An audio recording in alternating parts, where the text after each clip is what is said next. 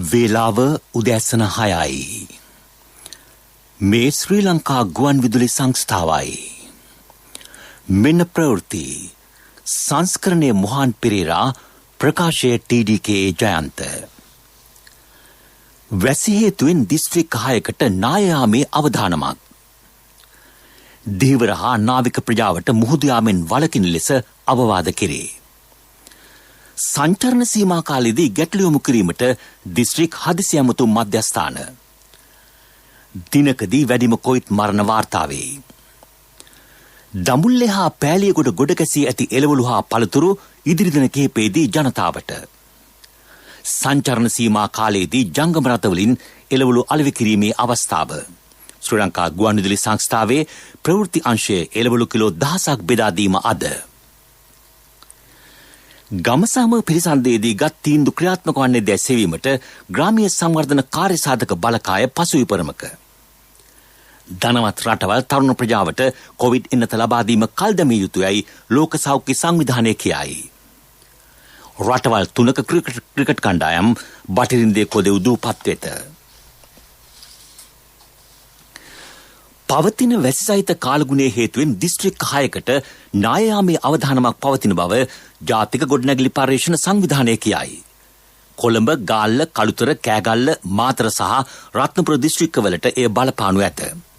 කොළඹ දිස්ත්‍රික්කයේ සීතාවක ප්‍රදේශයටත් ගාල්ල දිස්ත්‍රික්කයේ නියාගම, ගාල්ල, පැවති අද වැසි නාගොඩ, නිලුව, බන්දේගම 4 දක්වා ඉහළ ගොස් ඇත. යක්කල මුල්ල, ගාල්ල දිස්ත්‍රික්කයේ මරණ දෙකක් වාර්තා වේ. කෑගල්ල සහ වාරියපොළ ප්‍රදේශවලින් පාලින්දර මරණ වාර්තා වේ. ඉංග්‍රීය, මතුගම සහ දොඩල්ල, මාතර, කුරුණෑගල දිස්ත්‍රික්කයේ වරකාපොළ හා දෙහිවල සහ මාතර දිස්ත්‍රික්කවල ජනතාව තද වැසි සහ සුළං කාලගුණ කිරියල්ල, රත්නපුර, නිවිතගල, කලවාන රැසකටම මිලිමීටර් 200ක් ලැබී ඇත. ප්‍රාදේශීයකම් කොට්ටාශ වලට 2750කට අයත් පුද්ගලයන් 11500කට වැඩි පිරිසක් පූර්ව ලක්ෂණයට පත් සිටිති. බැවුම් ආශ්‍රිතව ජීවත් වන ජනතාව විමසිල්ල සිටිය යුතුය. අරාබි මුහුදු ප්‍රදේශ ආශ්‍රිතව පවතින අඩුපීඩන කලාපයේ බලපෑම නිසා කංකාසන්තුරය, මන්නාරම හරහා කොළඹ දක්වාත් මුහුදු ප්‍රදේශවල සුළඟේ වේගය පැයට කිලෝමීටර් 70ක් දක්වා පමණ වැඩි විය හැකි බව කාලගුණ විද්‍යා දෙපාර්තමේන්තුව සඳහන් කරයි. එම මුහුදු කලාපයේ නැවත දැනුම් දෙනතුරු ධීවර හා නාවික කටයුතු වලින් වැළකී සිටින්නයි අවවාද කෙරේ. කොළඹ සිට ගාල්ල හරහා අම්බන්තොට දක්වා මුහුදු කලාපයේ සුළඟේ වේගය පැයට කිලෝමීටර් 55-60ක් අතර විය හැකිය. මෙම කලාපයේ නාවික හා ධීවර කටයුතු දෙන පිරිස් ඒ පිළිබඳව අවධානය යොමු කළ යුතුයි. ගිනිකොන දිග අරාබි මුහුද ආශ්‍රිතව වර්ධනය වී ඇති අඩුපීඩන කලාපය පීඩන අවපාතයක් බවට වර්ධනය වී ඉදිරි පැය කිහිපයේදී ගැඹුරු පීඩන අවපාතයක් දක්වා වර්ධනය විය හැකිය. ඒ ලබන 18 වනදා ඉන්දියාවේ ගුජරාට් සහ පාකිස්තාන වෙරළ තීරයට ඇතුළු වන ඇතැයි විශ්වාස කෙරේ. එවිට මෙරට ඇති අයහපත් කාලගුණ තත්ත්වය ක්‍රමෙන් අඩු වනු ඇත. ඉදිරි දිනවලදී උතුරු මැද වයඹ මධ්‍ය මහා නැගෙනහිර පළාත්වල ගොඩබිම සුළං තත්ත්වය පැයට කිලෝමීටර් 50-60ක් අතර විය හැකිය. ඇතිවිය හැකි ආපදා පිළිබඳව දැන ගැනීමට ආපදා කළමනාකරණ මධ්‍යස්ථානයේ 117 දුරකථනයෙන් තොරතුරු විමසිය හැකිය. අදාළුවෙම 1:30 අවසන් වූ කාලය තුල වැඩි වර්ෂාපතනයක් ලැබී ඇත්තේ ගම්පහ සියනෑ අධ්‍යාපන පීඨ ප්‍රදේශයටයි. එය මිලිමීටර් 65කි. නුවරඑළිය හපුගස්තන්න වතුයායට හා කළුතර වෝගන් වතුයායට මිලිමීටර් 60ට වැඩි වර්ෂාපතනයක් ලැබී ඇත. තවත් කොවිඩ් මරණ 29ක් ඊයේ වාර්තා විය. ඒ අනුව මෙරට මුළු කොවිඩ් මරණ සංඛ්‍යාව 921ක් බවට පත්ව තිබේ. තවත් කොවිඩ් ආසාදිත 1269 දෙනෙකු ඊයේ හඳුනා ගැනින. අලුත් අවුරුදු කොවිඩ් පොකුර 1980 දක්වා ඉහළ ගොස් තිබේ. සංචරණ සීමා පනව ඇති කාල සීමාවේදී ජනතාවට මුහුණ පෑමට සිදුවන ගැටලු නිරාකරණය කර ගැනීම සඳහා දිස්ත්‍රික් හදිසි ඇමතුම් මධ්‍යස්ථාන පිහිටුවා තිබේ. ආර්ථික පුනර්ජීවනය හා දරිද්‍රතා තුරන් කිරීම සඳහා වන ජනාධිපති කාර්යසාධක බලකායේ උපදෙස් පරිදි එම ඇමතුම් මධ්‍යස්ථාන අරලියගහ මන්දිරයේ පිහිටුවා ඇති ජනාධිපති කාර්යසාධක බලකායේ ප්‍රධාන මෙහෙයුම් මධ්‍යස්ථානයේ සමග සම්බන්ධ කර ඇත. මෙම හදිසි ඇමතුම් මධ්‍යස්ථාන ජ්‍යෙෂ්ඨ රාජ්‍ය නිලධාරීන්ගෙන් සමන්විතයි. බන්ධනාගාරගත වී කොවිඩ් ආසාදිතව ප්‍රතිකාර සඳහා යොමු ඇති සිරකරුවන් පිළිබඳ විස්තර ඔවුන්ගේ ඥාතීන්ට ලබා දීමට හැකි වන පරිදි බන්ධනාගාර කොවිඩ් තොරතුරු මධ්‍යස්ථානයක්ද පිහිටුවා ඇත. ඔවුන්ගේ ඥාතීන්ට බන්ධනාගාරවලට පැමිණීමකින් තොරව 0114 677 101 දුරකථන අංකය මගින් තොරතුරු ලබා ගත හැකිය.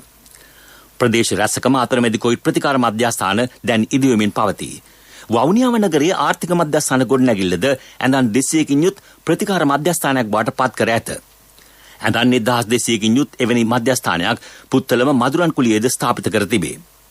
බලංගොඩ කිංචුගුණේ ලංකා විදුලි මණ්ඩලයට ඈත් පුහුණු මධ්‍යස්ථාන කොවිඩ් ප්‍රතිකාර මධ්‍යස්ථානයක් ලෙස අද සිය කටයුතු ආරම්භ කරයි. ඒ රෝගීන් 125 දෙනෙක් සඳහා පහසුකම් පවතී. මේ ප්‍රවෘත්ති ශ්‍රී ලංකා ගුවන් විදුලි සංස්ථාවෙන්.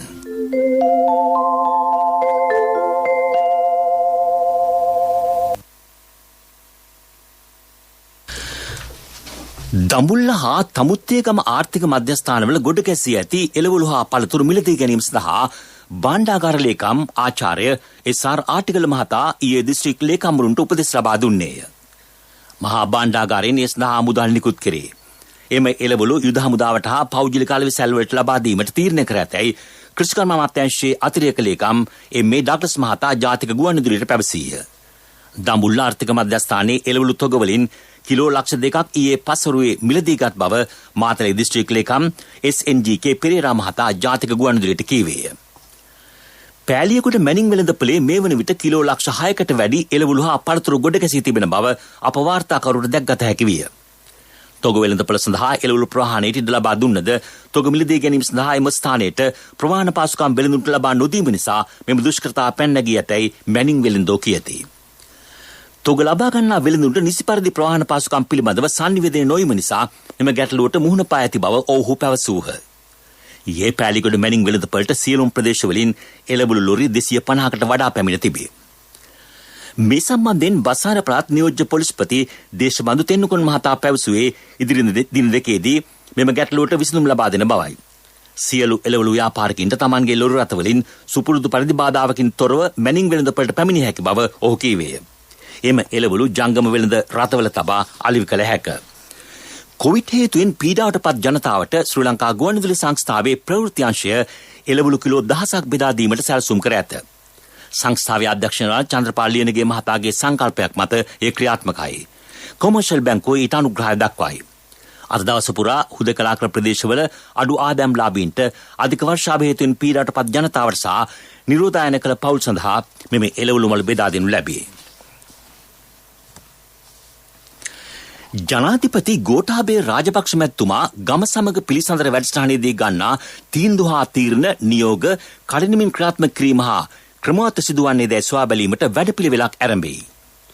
ඒ අනුව ග්‍රාමීය සංවර්ධන කාර්ය සාධක බලකායේ සමාජිකයෝ මේ දිනවල පසුවිපරමක් සඳහා ගම සමග පිළිසඳර පැවති ප්‍රදේශ වෙත ගමන් කරමින් සිටිති.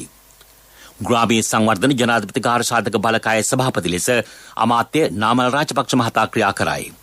එම බලකායේ සමාජිකින් දිස්ත්‍රික් ලේකම්වරුන් ආණ්ඩුකාරවරුන් වෙනත් බලධාරීන් හමුවී අදාළ කටයුතු සොයා බලන බව ග්‍රාමීය සංවර්ධන ජනාධිපති කාර්ය සාධක බලකායේ ලේකම් WH කරුණාරත්න මහතා කියයි.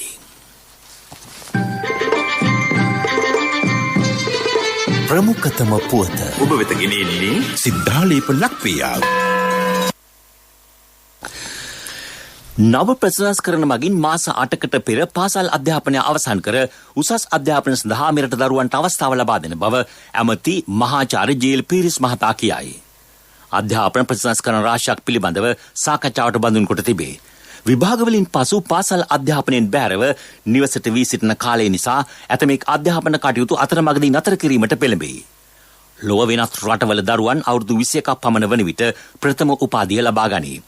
මෙරට දරුවන්ටත් ඒ අවස්ථාව ලබා දීම අපේක්ෂාවයි. ඊට පිළියමක් ලෙස ආපොස සාමාන්‍ය පෙළ විභාගයේ පැවැත්වෙන දිනවකව අනුව වෙනස් කෙරේ. 10 සහ 11 වෙනි සඳහා මෙතෙක් පැවති අධ්‍යයන කාල සීමාව වසර එකමාරක් දක්වා අඩු කෙරේ.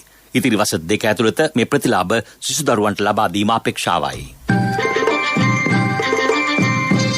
ප්‍රමුඛතම පුවත ඔබ වෙත ගෙන ආවේ සිද්ධාලේප ලක්වියා. ශක්ති හඬ අවධානය පිණිසයි. මතුගම ගොවිජන මධ්‍යස්ථාන බල ප්‍රදේශයත් මතුගම පාන්තිය විලයගොඩ කුරුඳුගහලිය අද්ද අක්කර 10ක පමණ කුඹුරු අයට යාබද නිවාස දෙකකින් අපද්‍රව්‍ය මිශ්‍ර කානුවක් මුදා හැර තිබේ. එම නිවාසවල ගලි සහ විවිධ තෙල් වර්ග රසායන ද්‍රව්‍ය මේ නිසා කුඹුරට එක් වී තිබේ. ඔහු පොලිතින් ප්ලාස්ටික් ඇතුළු විවිධ අපද්‍රව්‍යද කුඹුරු අයට ගෙනවිත් දමති.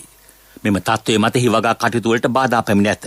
එහි අපවිත්‍ර ජලය ඍජුව ඇලකට යොමු කිරීමේ හැකියාව ඇතත් අතනොමතික ලෙස කුඹුරු ඇයට හරවා යෑමත් ඉතාමත් ඛේදනීය වේ.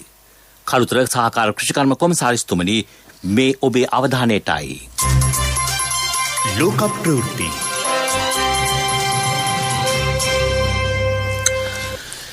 ධනවත් රටවල් ළමයින්ට සහ තරුණ ප්‍රජාවට කොවිඩ් එන්නත ලබා දීම කල් දැමිය යුතු බව ලෝක සෞඛ්‍ය සංවිධානයේ ප්‍රධානී ටෙඩ්රොස් ඇධනොම් මහතා පවසයි. ඒ වෙනුවට අඩු ආදායම්ලාභී රටවලට එන්නත් පරිත්‍යාග කිරීමට ඔවුන් ඉදිරිපත් විය යුතුයයි ඔහු කියා සිටී. ලෝක සෞඛ්‍ය සංවිධානයේ ගෝලීය සාධාරණ එන්නත් ප්‍රවේශ යෝජනා ක්‍රමය වන නොවැක්ස් පහසුකම් සහ කොවැක්ස් පහසුකම් සහ තවත් එන්නත් ලබා දීම ලෙස ඔහු ඉල්ලීමක් කරයි.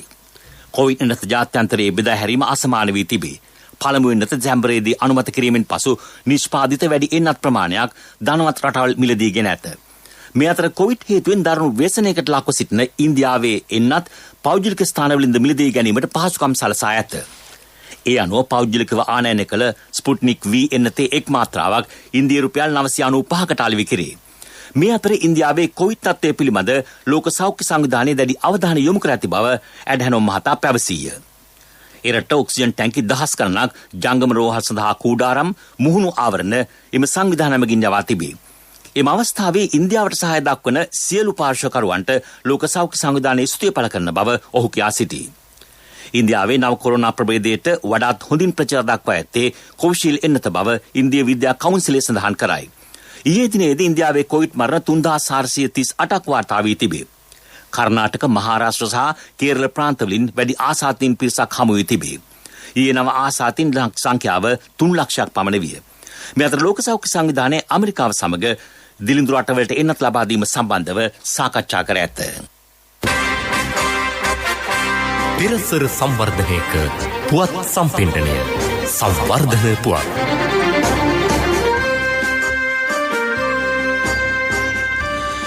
අබලන් නැති වාර්යා කෘෂි ඇලමාර්ග වැව් අමුණු 5000ක් ප්‍රතිසංස්කරණය කිරීමේ වාරි සෞභාග්‍ය වැඩසටහන සාර්ථකව දැන් ක්‍රියාත්මකයි. ඉදිරි වසර 4ේදී සියලු ප්‍රතිසංස්කරණ අවසන් කරන බව වාරි මාර්ග අමාත්‍යාංශය සඳහන් කරයි. යහපාලන රජයේ වැව් ප්‍රතිසංස්කරණයට කිසිදු ප්‍රමුඛතාවක් ලබා දී නොමැත. දිස්ත්‍රික්ක 22ක ප්‍රාදේශීය ලේකම් කොට්ටාශ මට්ටමින් ප්‍රතිසංස්කරණය කළ යුතු වැව් හා අමුණු හඳුනාගෙන තිබේ. මේ වන විට ව්‍යාපෘති 600ක වැඩ ආරම්භ කර ඇත. මේ වසරේ සියලු වාරි කටයුතු වෙනුවෙන් රුපියල් බිලියන 47ක් වැය කෙරේ. ක්‍රීඩා පුවත් ඔබ වෙත ගෙන එන්නේ අක්කේ මල් ටිකක් කඩා ගන්නද? හා කඩා ගන්න. ගහමේ තිබ්බට මල් කාටවත් අයිතිනේ. අපේ මිනිස්සු හැමදාම අනුන් ගැන හිතලා තියෙනව නේද? අපි මංචි සුපර් ක්‍රීම් රැක ගන්නෙ අපිටම විතරක් නෙවෙයි. ඉදිරි මාස කිහිපයේදී රටවල් 3ක් බටහිර ඉන්දිය කොදේ දූපත්තේ ක්‍රිකට් සංචාරකයේ දීමට නියමිතයි. දකුණු අප්‍රිකානු පෙළ ටෙස්ට් තරග 2කටත් ඕවර් 20 තරග 5කටත් සහභාගී වීම සඳහා ලබන මාසයේ එරට සංචාරය කරයි. ඉන් අනතුරුව ජුලි මාසයේදී ඕස්ට්‍රේලියානු පිළ ඕවර් 20 තරග 5කටත් එක්දින තරග 3කටත් කොදෙව්හිදී තරගවදී. පාකිස්තාන පිළ ජුලි අගදී කොදෙව් දූපතට පැමිණෙන අතර එෙහිදී ඕවර් 20 තරග 5කටත් ටෙස්ට් තරග 2කටත් මුහුණ දෙයි. ලෝක කුසලාන ඕවර් 20 ක්‍රිකට් තරගාවලිය ඉලක්ක කරගනිමින් මෙම තරග සංවිධානය කර ඇත. දුව මේ මං අර කිව්ව වෑන් එක මං ගන්නයි බැලුවේ. මෙච්චර ලොකු වෑන් එකක් මොකටද තාත්තේ? කට්ටියම දාගෙන ට්‍රිප් එකක් හරි යන්න පුළුවන් නේ ළමයි. අපේ මිනිස්සු හැමදාම අනුන් ගැන හිතලා තියෙනව නේද? අපි මංචි සුපර් ක්‍රීම් රැක ගන්නෙ අපිටම විතරක් නෙවෙයි. ව්‍යාපාරික පුවත් ඔබ වෙත ගෙන එන්නේ 2021 වසරේ පළමු ශ්‍රේණියට ඇතුළු වන පුංචි හපනුන්ට ජාතික ඉදිරි කිරීමේ බැංකුවේ හපන් ගිණුමෙන් රුපියල් 1000ක තැන්පතුවක්. ඔබේ මුදලට සුරක්ෂිතම ස්ථානය ජාතික ඉදිරි කිරීමේ බැංකුව. සතියකට වඩා හුදකලා කර ඇති ප්‍රදේශවල අඩු ආදායම්ලාභී පවුල් වලට සහ නිරෝධායනයට යොමු කර ඇති පවුල් වලට රුපියල් 5000ක සහන බඩු මල්ලක් ලබා දීමට වෙළඳ අමාත්‍යාංශය තීරණය කරයි. ඊට සියලු අත්‍යවශ්‍ය ආහාර ද්‍රව්‍ය අඩංගු වේ. සතොස් වෙළඳ සැල් වලින් එම ආහාර මල්ල ලබාගත හැක. ව්‍යාපාරික පුවත් ඔබ වෙත ගෙන ආවේ 2021 වසරේ පළමු ශ්‍රේණියට ඇතුළු වන පුංචි හපනුන්ට ජාතික ඉදිරි කිරීමේ බැංකුවේ හපන් ගිණුමෙන් රුපියල් 1000ක තැන්පතුවක්. වැඩි පොලියක්, ඉතුරුම් ගිණුමට 100% රාජ්‍ය ආරක්ෂාව, ශිෂ්‍යත්ව විභාගය සඳහා ආදර්ශ ප්‍රශ්න පත්‍ර කට්ටල් සහ දිවයින පුරා විහිදුණු ශාඛා ජාලය හා තැපැල් උපතැපැල් කාර්යාලය ජාලය මගින් ගනුදෙනු කිරීමේ හැකියාව. ඔබත් අදම ඔබේ සිඟිත්තාගේ අනාගතය වෙනුවෙන් හපන් ගිණුමක් කරවන්න. කොන්දේසි අදාළ වේ. ඔබේ මුදලට සුරක්ෂිතම ස්ථානය ජාතික ඉදිරි කිරීමේ බැංකුව. ආර්ථික පුවත්. ආවරණය ඔබේ ඕනම අවශ්‍යතාවයකට සුදුසු මූල්‍ය විසඳුම් දෙන එන අය දියුණු වෙන අය එන LOLC සමූහය එන්න දියුණු වෙන්න. ජාතික මුල්‍ය අරමුදලේ නිල විදේශ විනිමය සංචිත සමීක්ෂණයට අනුව ඉකුත් වසරේ සිව්වැනි කාර්තුවේදී ලෝකයේ මහ බැංකු සතු ඇමරිකානු ඩොලර් සංචිත වසර 25ක් තුළ එහි පහළ මට්ටමට වඩා 59%ක් පහත වැටී තිබේ. ඇතැම් විශ්ලේෂකයන් පෙන්වා දෙන්නේ මේ ජාත්‍යන්තර ගනුදෙනු සඳහා මහ බැංකු භාවිත කරනු ලබන වෙනත් මුදල් ඒකකවල තරංකාරීත්වය හමුවේ ගෝලීය ආර්ථිකය තුළ එක්සත් ජනපද ඩොලරයේ පහත වැටීමේ භූමිකාව පිළිඹු කරන බවයි. මේ බැඳුම් කර වෙළඳපොළට බලපාන බව එම විශ්ලේෂකයෝ කියති. කේසිවත් ඔස්ට්‍රේලියානු සහ කැනඩා ඩොලර් චීන මුදල් ඒකකය මෙම කාර්තුවේදී 9%කින් ඉහළ ගොස් තිබේ. මගේ මහත්තයා දාපු මේ රත්තරන් මුද්ද තමයි මගේ ජීවිතේ. LOLC එකට ඔයාලගේ රත්තරන් පණ වගේ. ඔයාලගේ රන් බහඬ අපි ළඟ තියනකල් ඔයාලට ජීවිත රක්ෂණයකුත් දෙන්නේ අපි විතරයි. වෙලාවට ගෙවා ගන්න බැරි වුණොත් ඔයාලගේ රත්තරන් කොහොම හරි ඔයාලටම දෙන එකයි අපේ ප්‍රතිපත්තිය. ගෙවා ගන්න අමාරු වුණොත් අපි කතා කරලා විසඳුමකුත් දෙනවා. මුද්දට මං හිතපු නැති ගාණක් හම්බුණා. ආපු ගමන් වැඩෙත් උනා. වටිනා තෑග්ගකුත් හම්බුණා. LOLC එක කරන ගනුදෙනුවක් රත්තරන් වටින ගනුදෙනුවක් කියන්නේ ඒකනේ. LOLC ෆයිනෑන්ස් රන්සවි රන්නය සේවාව. රත්තරන්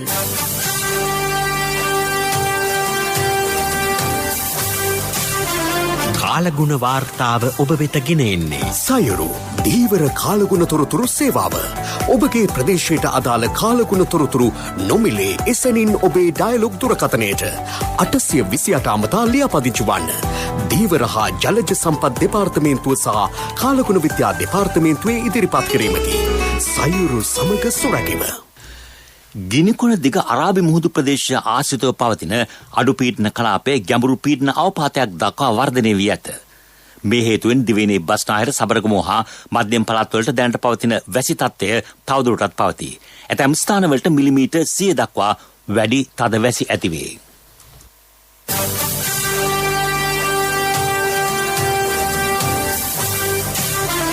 කාලගුණ වාර්තාව ඔබ වෙත ගෙන ආවේ සයුරු දීවර කාලගුණ තොරතුරු සේවාව.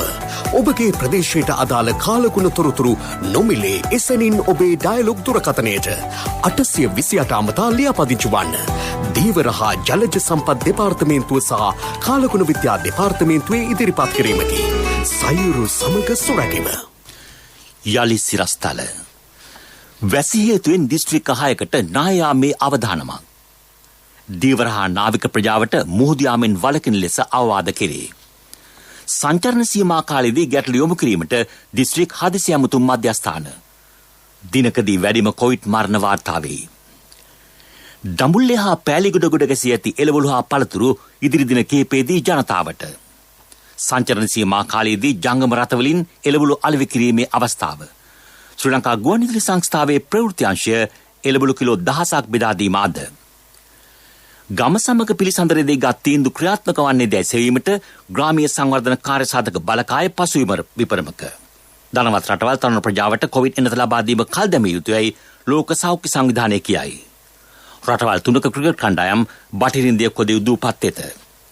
අපගේ මෙම ප්‍රවෘත්ති ප්‍රකාශයට www.slbc.lk වෙබ් අඩවිය ඔස්සේද ඔබට සවන් දිය හැකියි. අපගේ මීළඟ ප්‍රධාන ප්‍රවෘත්ති ප්‍රකාශය දහවල් 12:45ට උදෑසන ප්‍රවෘත්ති ඉන් සමාප්තයි.